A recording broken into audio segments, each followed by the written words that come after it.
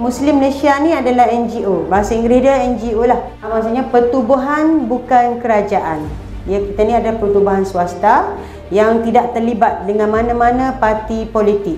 Okey, kita bergerak sendirilah pertubuhan kita. Jabat kita dekat mana? Jabat kita dekat pada landok. Biasa tengok kau jabat kita Muslim Takjeng.